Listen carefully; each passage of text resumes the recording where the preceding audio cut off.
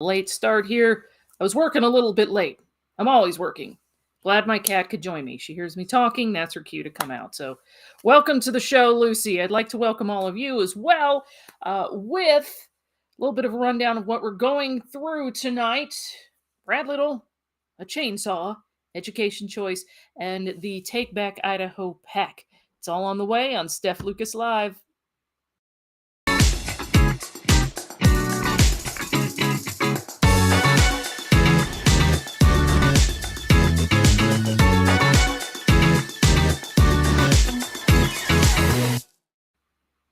We're back. Hope you don't mind my computer. My printer's not doing so well, so I don't have notes in my hand.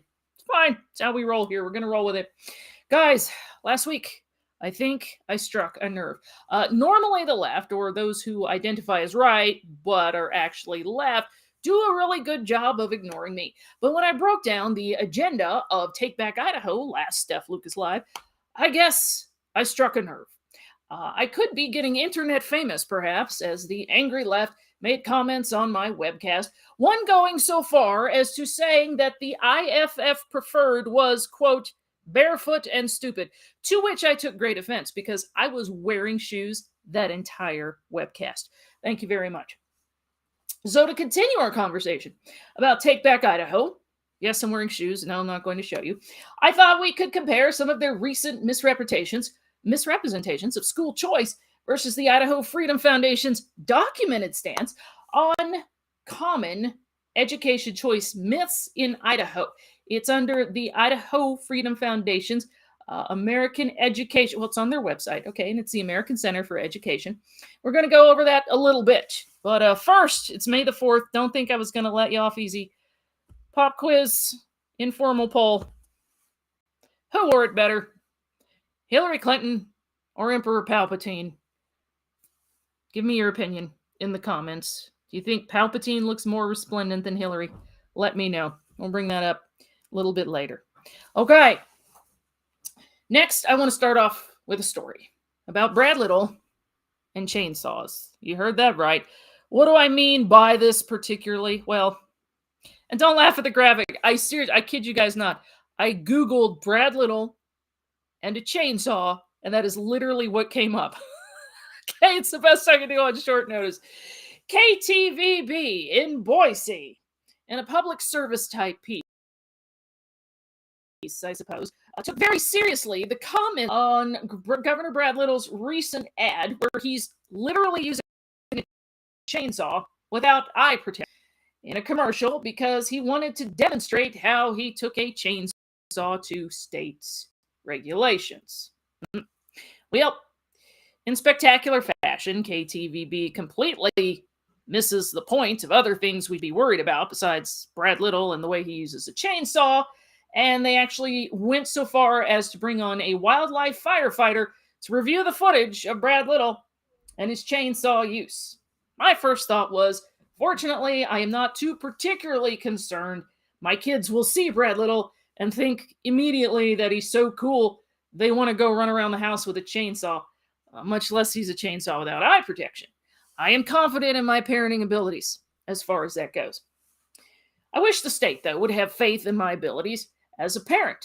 You know, Take Back Idaho thinks I won't be able to find a proper school for my children if the state of Idaho has school choice.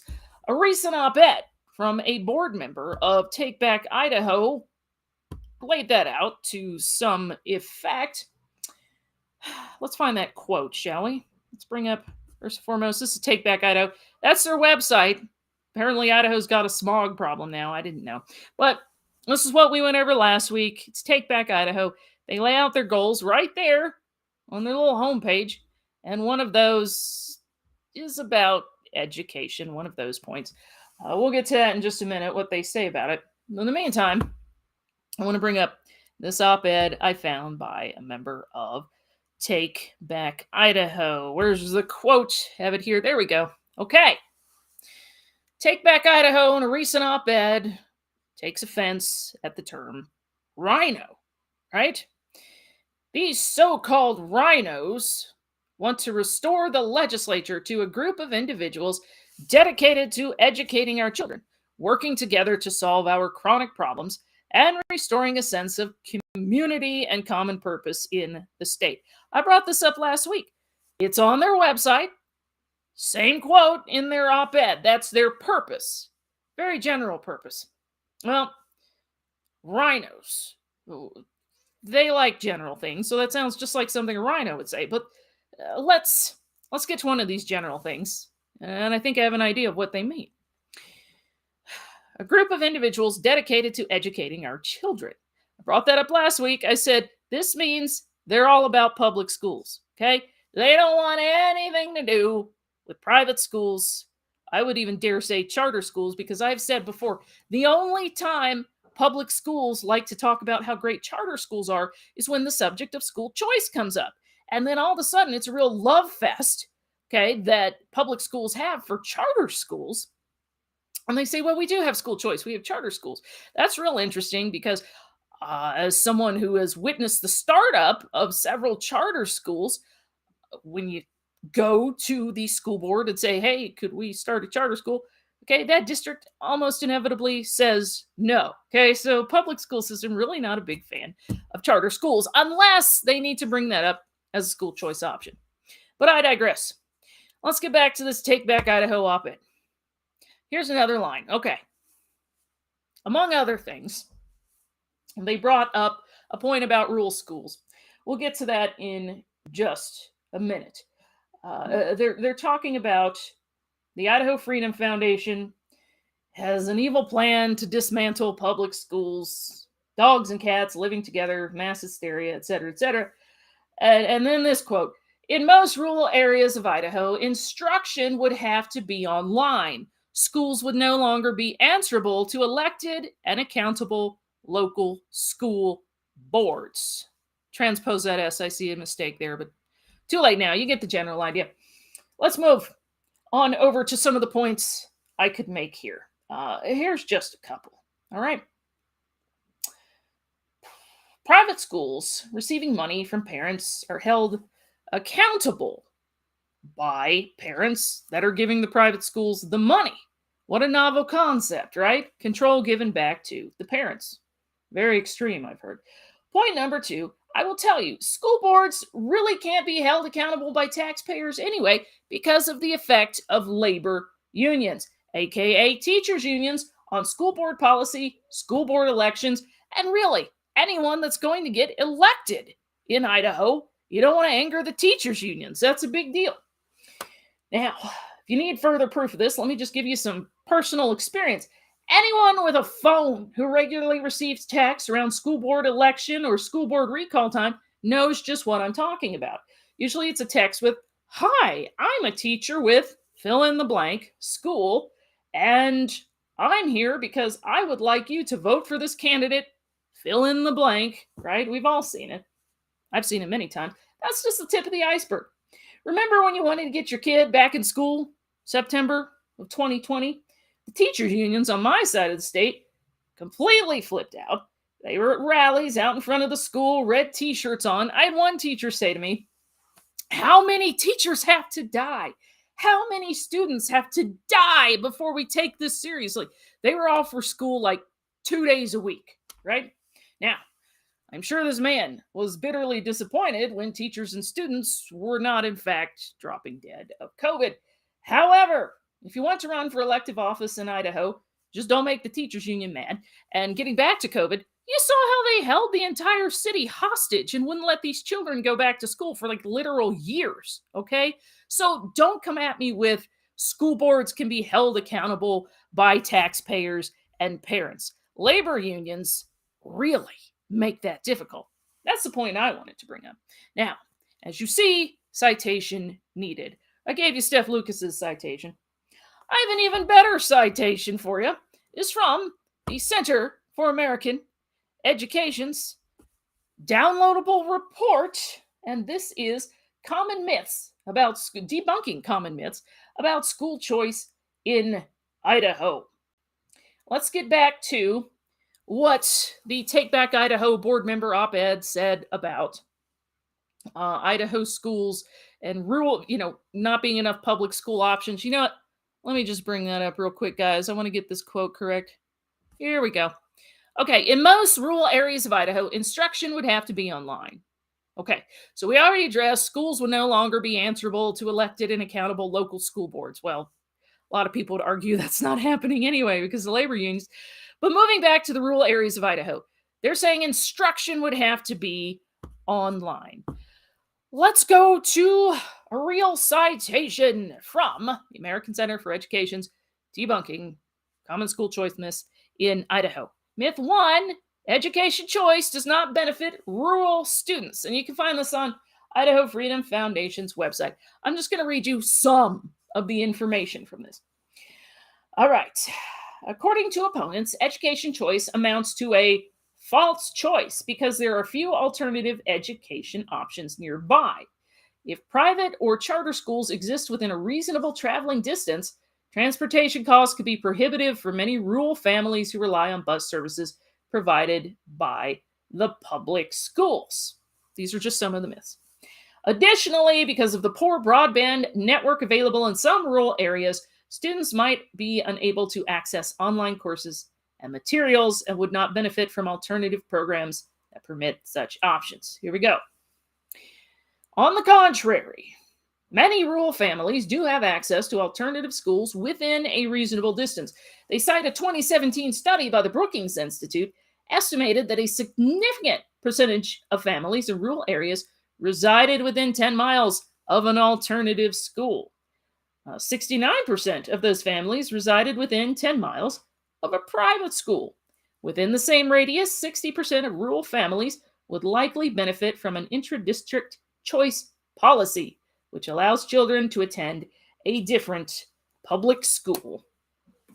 So you can look that up, of course, on Idaho Freedom Foundation's website, Common Myths About School Choice in Idaho. Let's get to the next one, and this is a big PDF to download. Very, very big report from Idaho Freedom Foundation, but let's get to this because I've suddenly lost my notes as per typical Steph fashion. Here's myth number 2. Education choice programs defund public schools. Now, I'm telling you, this is a big deal for Take Back Idaho PAC, okay? They want you to believe that education choice is going to defund public schools.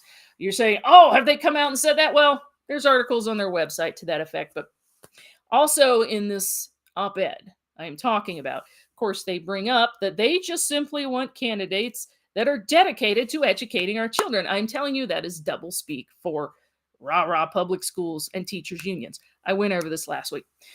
Well, let's discuss myth number 2 in the report from the Idaho Freedom Foundation, because some citations got to happen here, and of course the IFF's doing it. Education choice programs defund public schools. That's a myth. The fact is, giving families money to spend on their children's education through a choice program does not defund public schools or irreparably harm the remaining students. In fact, forcing families to subsidize public schools their children do not attend takes money from families. That's an excellent point, especially if you're a parent that does not send your kid to a public school and you send them to a charter school, private school, what have you. So I think they're just talking opportunity across the board here. Typing on my computer. It's not that I'm ignoring you. I'm typing. Okay, so those are just some of the common myths that are debunked in the Center for American Education on the Idaho Freedom Foundation website. How are we doing on our May the 4th meme? Do I need to explain that to some people? If you don't understand, it's okay. May the 4th, of course, is May the 4th be with you. And if you're an enormous nerd, or even not really an enormous nerd, you get it, okay? So there's our, in honor of May the 4th at Star Wars, there is our poll. Who wore it better, Hillary or Emperor Palpatine? Palpatine, he looks a lot more regal in this, I think. You just give me your opinion on that, okay? Looking forward to to getting those results from you later. Okay. where were we at as far as myth number 2? Now that I've pulled my notes back up, I really want to get to this. We were covering myth number 2 that school choice or education choice does not benefit rural students. We went over that. Next one, education choice programs defund public schools. Here we go. Now, this, I'm just going to read a few points from the Center for American Education report, okay? Because this is an exhaustive research report on what's happening in Idaho schools and debunking these myths. So here's just a few lines. Debunking education choice programs defund public schools. Right. It does not defund public schools or irreparably harm the remaining students in public schools. That's very important. In fact, forcing families to subsidize public schools that their children do not attend takes money from families. We went over that. Opponents of education choice programs argue that funding students instead of schools drains money from the traditional public schools. Opponents also claim the remaining students are harmed because the school has less money. Let's go over the debunk of that. Research has shown that many of the costs associated with public schools are actually variable. When a student leaves the school, that school no longer incurs certain costs associated with educating that student. This may include the cost of textbooks, supplies, food service, software licensing, salaries for some school personnel. Additionally, all costs become variable, right?